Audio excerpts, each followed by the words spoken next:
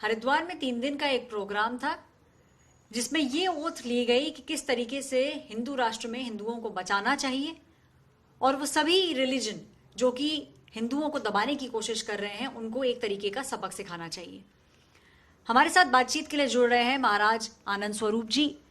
महाराज जी, एक बात जानना चाहूंगी, जिस तरीके का वीडियो सामने आया उसमें एक तरीके की लैंग्वेज का इस्तेमाल किया गया था, जो भाषा का इस्तेमाल किया गया था उसमें साफ तौर से बोला गया था कि हिंदू में, राज्य में, राष्ट्र में हिंदुओं को बचाने की जरूरत है। तो क्या आपको ऐसा लगता है कि आज हिंदू खतरे में है?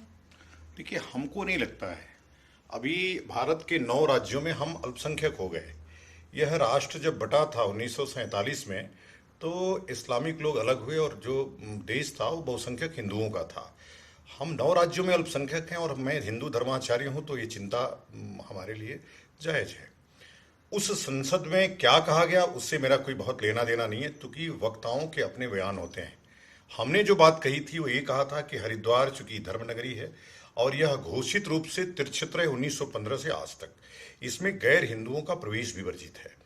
आज से नहीं है, ये मुगलों में काल में रहा, अंग्रेजों के काल में रहा और आज भी वो अनवरत जारी है।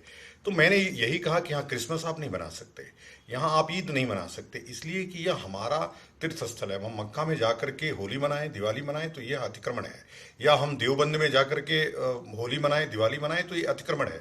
इतनी बात थी। दूसरा, जो अन्य वक्ताओं ने कहा वह हिंदुओं को बचाने के लिए कहा कि भाई अपने घरों में ऐसे कानूनी हथियार रखिए, जिसको कानून की मान्यता हो। हथियार रखना सबके लिए जरूरी है, हो सकता है कब लोग आक्रमण कर दें। दूसरा, हम सामान्य मुस्लिमों की बात कभी नहीं करते, वो हमारे डीएनए हैं, लेकिन जो जिहाद छिड़े हुए हैं, जिनके कुरान में हिंदू वाजिबुल कत्ल है, उन जिहादियों के खिलाफ अवश्य हम लोग अभियान चला रहे हैं और उन पे कानून अगर कदम नहीं उठाएगा तो निश्चित रूप से हम लोगों को कुछ करना पड़ेगा। आप कह रहे हैं हम लोगों को कुछ करना पड़ेगा। ये कुछ जो है इसके तो कई मायने निकल सकते हैं। जब आप कहते हैं कि हम लोगों को कुछ करना पड़ेगा, तो क्या सोच है? आप लोगों को क्या लगता है, या आपकी अगर बात करें तो आपको क्या लगता है क्या करना पड़ेगा? नहीं, मुझे तो यही करना पड़ेगा कि हम अपने लोगों को जागरूक रखेंगे।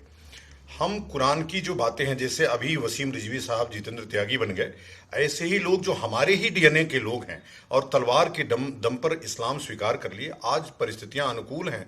वह जिस कुरान में हमको काफिर कहा जा रहा है, हिंदुओं को काफिर कहा जा रहा है, उस कुरान को छोड़ करके वापस आए। हम उनको वापसी का प्रयास कर रहे हैं, वापस आ भी रहे हैं। बहुत सारे लोग, लाखों लोग आ रहे हैं इंडोनेशिया से लेकर के अमेरिका तक, जो इस्लाम मुक्त